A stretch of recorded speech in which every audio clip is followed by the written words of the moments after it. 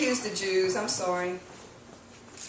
Go on to verse 12. He says, there are certain Jews here who have not bowed down their knee to you. And in verse 13, Nebuchadnezzar, in rage and fury, commands that they bring forth before the king. And in verse 13, Nebuchadnezzar says to them, is it true, O Shadrach, Meshach, and Abednego, that you do not serve my God or worship the golden image that I've set up when you hear the sound? Verse 16 is what I'm trying to get to.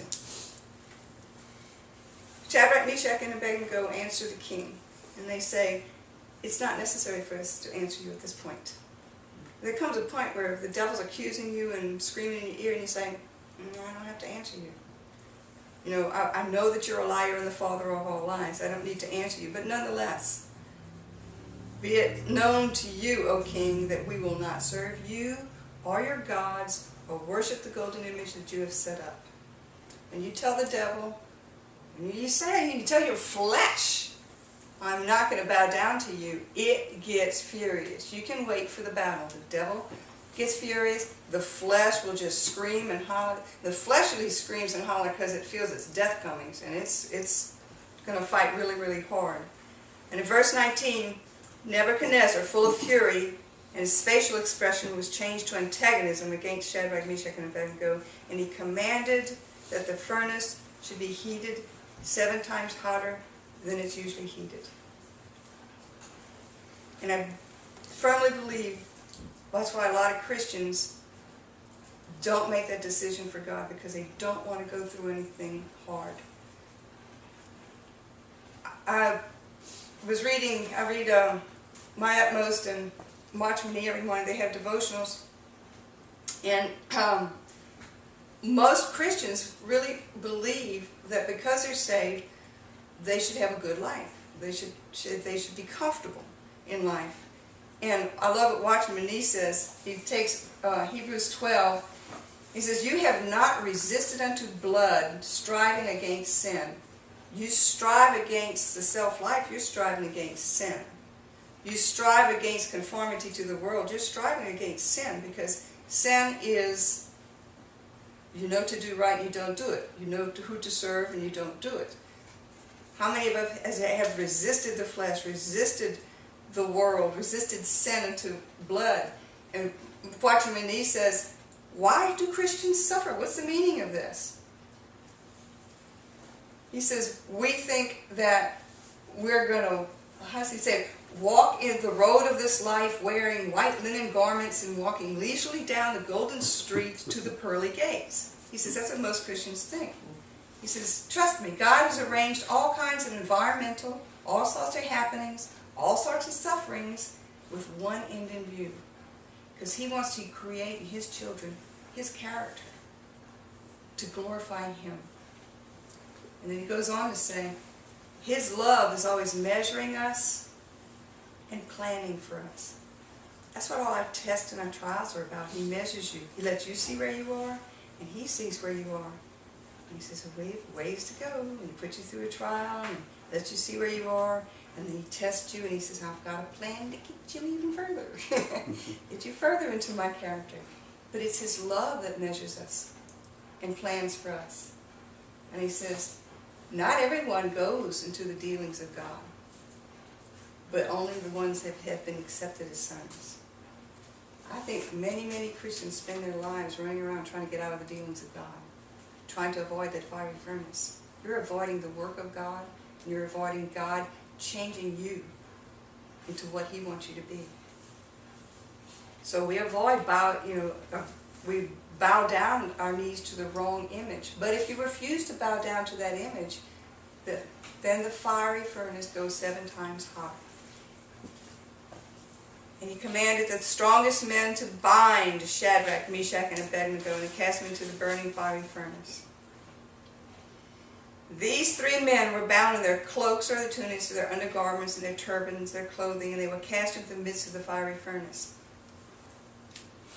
One of the scriptures that God gave me when I was going through my trial is in 2 Chronicles. The children of Israel have sinned against God, and he sent the Chaldeans to bring them into captivity. And God told, but there were some that wanted to fight the Chaldeans. They didn't seek the will of God. They were doing their thing. They wanted to fight the Chaldeans, and God says, okay, those of you who stay in the city and fight with the sword, you will die by the sword. But those who go into the captivity, I will deliver you, and I will give you your life as a prey. And when he said your life is a prey, I realized God's going to give me my life. It's like the devil's trying to snatch your life away, and he's going to give me my life as a prey. But he wasn't going to let me keep my turban. He wasn't going to let me keep my cloak. He wasn't going to let me keep my undergarment.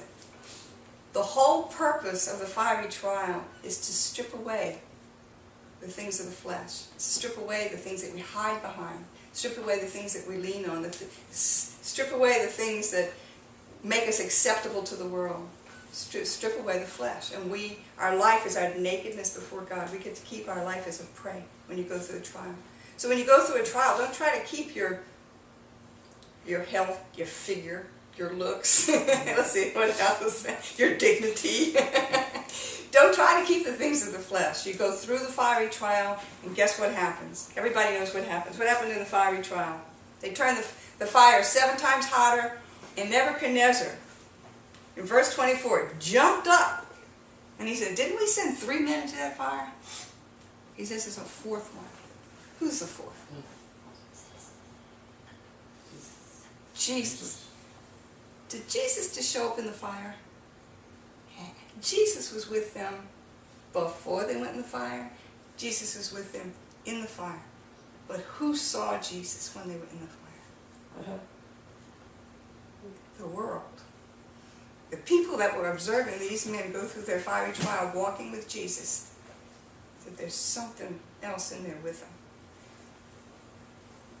I also realized I believed God for 2 years. It got worse. God finally had to knock me off my feet to send me to the doctors, because part of my turban that I was protecting myself on was fear of what the doctors might tell me.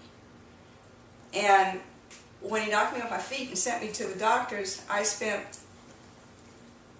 my husband and I spent hours in the emergency room with the devil telling me everything I had. I had cancer, I had a tumor wrapped around vital organs that were necessary for bodily functions, and they wanted to take them out.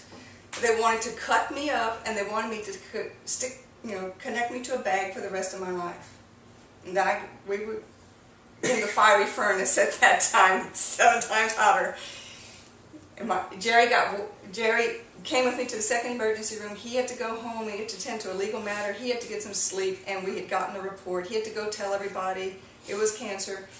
And I was left in that emergency room laying on a gurney by myself.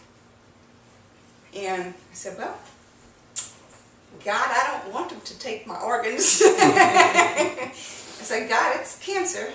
I said, God, where's my faith? All my life I've been able to muster faith and muster strength. And I'm laying on that gurney, nope, don't have that.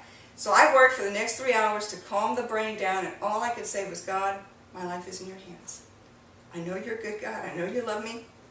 I know no matter what happens, you love me. And I'm in your hands. And that's all, as far as I could get, except, God, I don't want him to take my organs. And I think I got my miracle there. But more than anything, I got that 4th man. I laid on that gurney, and I should have been scared to death. I should have been crying. I just felt the presence of God, and I was just, keeping the panic at bay, keeping the fear at bay. But I was tapping my feet, and they would come in and check on me. Yeah, I'm fine, and they'd go out. And this one little girl came. She said, I heard it was cancer. I'm sorry. I was like, yeah. She says, I have a melanoma right here, and it's incurable. Oh, well, let me pray for that. We prayed for a melanoma that it would be healed. But the 4th man he was right there with me. I don't think I've ever felt his presence quite like I did on that gurney, the 3 hours. And I think I got my miracle right there, because in subsequent church meetings, we had words of God, and we had visions, and we saw that the tumor that they had seen in the PET scan was released from off the organs. And the only thing that was left on the outside in the skin. And was I delivered from the fiery furnace then? Yep. We went all the way through all the cancer treatments, all the fiery furnace, but that 4th man never left my side. And He burnt off turbans, he burnt off cloaks, he burnt off beliefs, he burnt off doctrine, he burnt off pride, he burnt off... I began to see one of the reasons that we fear death so much is because we have such an attachment to this life. And he burnt off a whole lot of the attachments that I can't be happy unless I'm living this life. We forget that heaven's more real. That we don't die, we just step into his presence. When I got to face that in reality, you know, what if this does kill me? It's okay. I'm going to step into his presence. But it really wasn't okay because I wasn't ready to go. But nonetheless, it takes off some of that attachments off of this life. We think this life is all there is. And as Christians, we have to keep an eye on, we're just passing through in our linen garments, but not in our road of leisure to the pearly gates. I could go on, but the end result is when after he saw the fourth man, they came out of the fiery furnace, and the ropes that had been tied on them no longer bind them anymore. Freed from having to bow down to that image in front of them. That image in front of them was gone. The fourth man was their image now. They no longer had their clothes were not singed. They did not have the smell of smoke. And the way I can interpret this is I look around, and Jerry and I have been to the hospital since, and you see people, you meet people who have had cancer and have been cured of cancer, and they always remain cancer victims. You know, they're cancer survivors. Not me. I passed through a fiery trial. You know, I'm just on to the next phase of my life, and that was just what God used to do the work in me at that time. The devil tried to kill me. God took it and changed my character into more of him. And then they go on and they tell the people that I don't understand the next part. The king said he makes a decree that everybody serve this God, but I can attribute that to our last visit to the hospital. The nurse that had to take care of me, Nanette, said, "I've never had a patient like you." She says, "You were happy all the time. You never complained." She says, "You just went through it." She said, "I've never treated anybody like you." I said, "Well, it weren't me. I just hung on to the coattails and went through." I said, "But I knew the whole time I could not give in to self-pity, and I could not give in to fear. I had to train my brain to think on the things of God and let this mind be in me as I went through the trial." And I don't know how to end this, except that you come out, I promise you, don't try to avoid the fiery trial. Don't bow down to the image that the flesh or the devil or the world sets before you. Refuse to bow your knee to them. Bow your knee only to the one who can deliver like no other. And your trial comes to an end. But it comes to an end with a life that you can't imagine, with a freedom that you can't imagine, and your character changed from the flesh into his image, more of his image. And that's what God is trying to do from the minute you get saved. He is trying to lob the flesh off of you, get you out of the way, so that his life can flow through you to the world.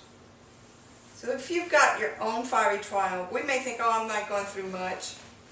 But you have your own images set before you. For some of it, it's conformity to the world. And sometimes we even pretty it up saying, "Well, this is the only way I can reach my generation is to dress like them and look like them."